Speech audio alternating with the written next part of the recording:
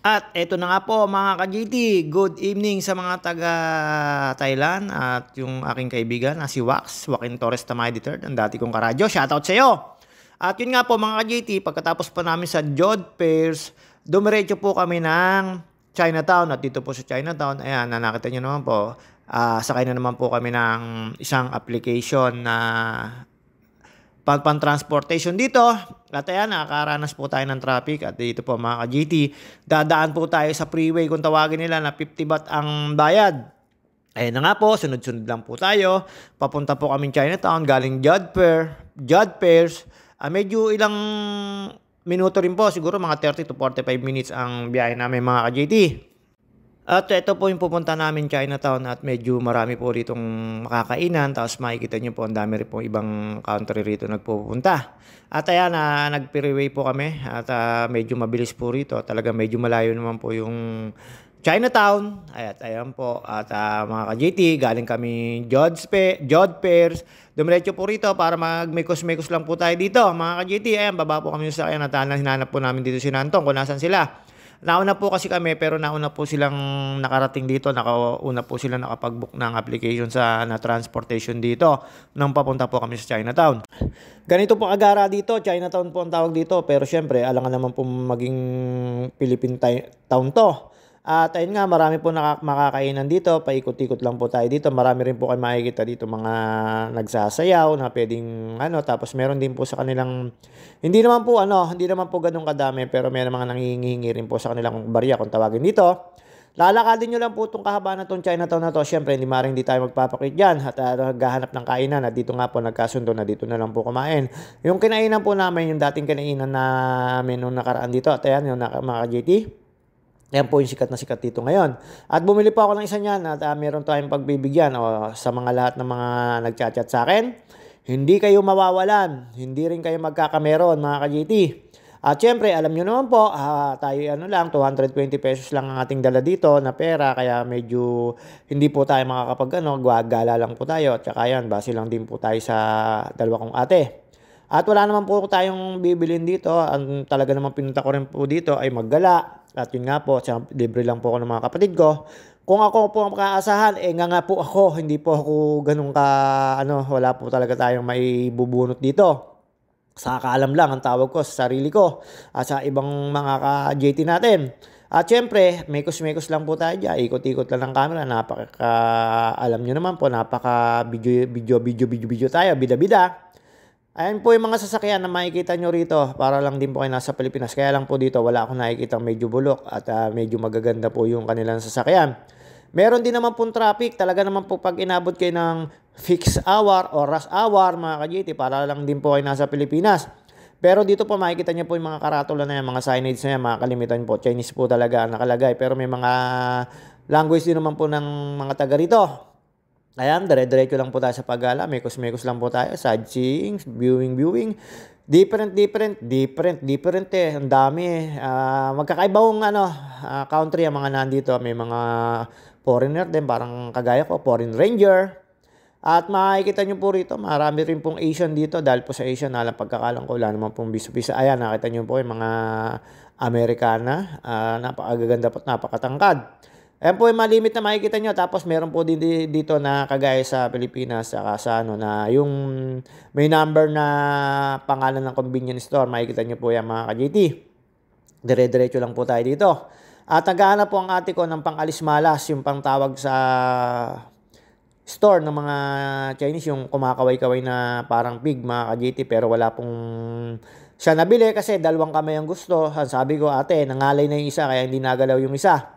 At yun nga mga kasakalang GT, tatawid lang po tayo dyan para na-imit yung isa ko pang ate. At yung isang mga pamangking ko gawa ng, nagkaiwalay kami, gawa ng yung application ng kanilang sasakyan ay for good for 4 lang, good for 5. Kaya dalawang sasakyan, transportation dito. Siyempre dito may mga tok-tok kung tawagin. Sa tok-tok naman, automatic 300 baht ang babayaran mo. Depende ata sa lugar. Ayan po, daanan natin yung mga tok-tok na yan. Pero hindi po kami nakasakay dyan. At syempre mga ka-GT, may mga tok-tok na yan. Nakikita nyo yan, nasa kaliwa ko yan na pinakita yung unahan. Ay may mga sounds, tapos pagaraan ng ilaw. Ayan, tok-tok po yan. Ayan, kinukontrata na po nila. May barker din po dito pero hindi nasigaw. Ano lang po, yung kakausapin lang kayo kung saan pupunta. Then papakita nyo po sa cellphone. Sila na po bahala. Tapos automatic sisingilin kayo parang 300 baht. Hindi ko ako sigurado ha. Hindi po ako familiar. Parang naririnig ko lang po. Only 300 baht. Yun na pagka English speaking po yung sasakay. Pero siyempre para ma-experience ako, hindi ko naman po in-experience yan kasi kumbaga sa Pilipinas yan, yung 3 wheels na inaano nung dating kontrabida sa pelikula. Hindi ko alam kung 3K yung makina niyan kung tawagin sa Pilipinas ha mga ka-GT, hindi ako ganun kasigurado. Ayan po yung tok-tok, ayan nasa kanan na yan, ayan, may ilaw na yan. Napaka-ilaw po talaga niyan. Tapos malimit po rito mga banden. The same lang din ang sasakyan, kaya lang right hand drive dito mga ka-GT. Tapos marami rin po dito yung mga nagmumotor na application. Pero kalimitan ko po nakikita ng angkas ay wala na rin pong helmet or not safety. Hindi ako sigurado ha sa nakikita ko. Baka naman pagka po gabi or araw. Basta yun lang po yung nakikita ko. Ayan, ang dami nyo po. Asian po yan. Oh. Yun, wag ko kayong papasigurado doon sa nakita nyo yun. Mga ka-GT. Kita nyo po na ang boses nun ay boses parang ako. Yun nakasalubong ko yun. Marami pong sa katawan niya na talaga namang medyo naiba na. Dito po, usong-uso yun. Alam nyo na mga ka-GT. Hinanap lang po namin yung kainan na yan. At dyan po yung dati namin kinainan. Medyo hindi nagustuhan ni Ate Janet yung luto. Kasi medyo malapsak yung pagkakaluto niya. At napasala daw siya ng order. Pero napakasarap naman po. Nagkumain po kami yun ng soup. Tapos makikita nyo po dyan yung soft drinks ko at yung tubig na in-order ko.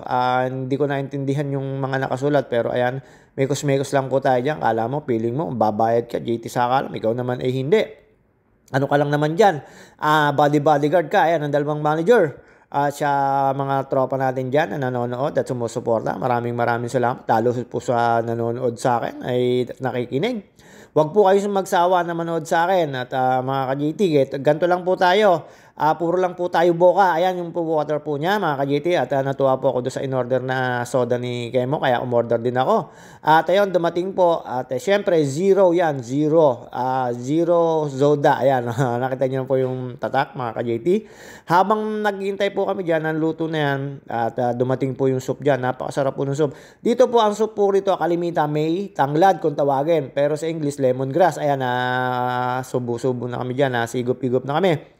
At meron pong luya, ginger po.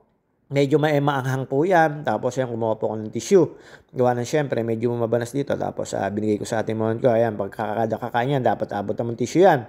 At mga ka-JT, pagkatapos po namin kumain, nagpa-mekos-mekos lang tayo dito hanggang sa bumili kami ng yung Thailand na parang duster mga kasakalam GT. At syempre, ikot-ikot lang po tayo dito. I-feelin mo yung ambience ng Chinatown nila hanggang sa pumasok kami sa 7-Eleven na para bumili po ng water sa isang convenience store. Ayan, nakita nyo naman po. Kitang-kita nyo naman po, kulay na kulay pa lang. Katapat niyan, yun na po yung convenience store. Hinahanap ni Ate Janet dyan yung parang pig na dalawang kamay ang gumagalaw. Sabi ko kay Ating Janet nga, napagod na isang kamay, kaya isa na lang. Dito po mga ka-JT, medyo mahal doon. Dito ko po sila niyaag sa kabila. At yun nga, nakamura. Tumawad ako ng, kaalaman naman, nagkakaintindihan. Basta sinabi ko, 100 baht na lang. Ngayon nga, binili ko yung aking isang inaanak na nag-chat na medyo nahihiya daw. Pero yung inahin, medyo ang pace, medyo majupal. At yun nga po mga ka-JT, ayan po yung tok-tok. Ayan po, nakita nyo, napakamakulay po lagi nila. Ang lahat ng sasakyan dito, pati yung parang transpo nilang kotse, ay laging may ilaw sa loob na kumukutitap. Yung parang umaakit sa mata ng tao. Kalimitan po, kahit sa loob may mga naka-install na bagong parang Christmas light sa mga sinasakyan naming transportation dito. At kalimitan po sa kailangan meron kayo ditong application ng transportation nila. Ayan, paikot-ikot ka lang. Marami kang makakasalubong ditong kagaya mo na bakasyonista. Tapos mga umatin din ng convention center. Convention na center pa ng convention. Mga ka-GT, kalimitan po dito mga nagpipicture. Kaya ako nakigaya din po syempre souvenir to mga kasakalam GT. Hanggang sa ito po medyo muraita rito. Kaya dito ko po niyaag sila ate kasi talaga naman binibigay lang po ng 100 baht. Ayan hanggang sa ibili ko po yung isa kong inaanak. Yung isa ko pong inaanak nagpapabili ng manobo. Naku po, Diyos ko, wala yung style na gusto. Puro pang lang yung dating style ng sikat na Stephen sa Pilipinas. Ayan mga ka-JT, napakarami po. Depende na lang po sa design at depende na lang din po sa gusto nyo. At syempre, after po rito, makapamili. Ayan, pinakyaw po nila yan. Pambibigay din ni ate yan pag uwi nila. Kaya ko naman po, wala po kayong mapapala sa akin. Nga po ako. Wala po talaga akong pambili. Nakarating po ako ng Thailand, 220 pesos. Na pera ng Pilipinas. Ang dala ko, ayan, meron pong bus. Pero hindi po namamasada yan. At dito po sa gabi ko lang po nakikita yung mga truck heavy equipment sa nabiyahe. Sa araw po, madalang sila. Siguro sa gabi lang din po sila pwede. Parang sa Pilipinas, may truck ban. At yung mga ka-JT, nakita nyo po, natakbo na yung mga tok-tok. At hindi ko po alam kung saan sila bibiyahe. Basta ito, nandito lang po kami. Mekos-mekos lang po dito sa Chinatown, Thailand. Mga kasakalam JT. At sa mga nakakapanood sa akin ulit, maraming salamat at nag-review. Pasensya na po, wala po muna tayong mga shoutout. At talaga namang nasa ibang lugar tayo. Dito po, wala po akong kaangas-angas dito. Wala po akong kaalam-alam dito. Hindi ko po alam talaga kung anong mga street dito. Siguro kung mapapatira ako dito ng mga 1 taon, makakabisado ko to kung anong mga street nito. At yun nga, pauwi na kami yan. Tapos na kami kumain, tapos na kami maggala. Medyo late na yan. Nag-aalas 12 na yan. Mga ka-JT. At ayan, tawid lang po tayo. Nakita niyo po yung pedestrian nila, kulay red. At marami rin po dito na mga nakamotor. Hanggang yan, sinasabi ko sa inyo, nagano siya na si Ate Janet dyan, yung dalawang kamay daw na nagalaw. Ayan, nakita, dinisign pa. Sabi ko, ikaw na lang pumuesto. Ayun, 2 raw. Ayan, ganyan lang po ang pagbili rito. Pagka po yung ibang lahi ka, ganun lang po. Pero maintindihan naman po nila yan, mga ka-JT. At dito po, meron kayong makikita na nagsasayaw din. Tapos nanghihingi din po ng barya.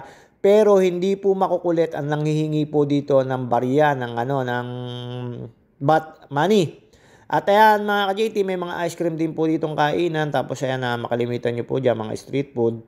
At meron po akong nakita rito na parang sabi ni Pinsan Soren ay yung pamangkin daw niya. At mga ka-JT, matutuwa ka naman po. Medyo pagod na siya pero siyempre nagbigay ako ng 10 baht. Yun lang, mga barya-barya, binibigay sa akin. Pagka binayaran ko, may sukli, ay lang po nasa bulsa ko. Pero ang pera ko po ay 220. Maniwala kayo sa hindi.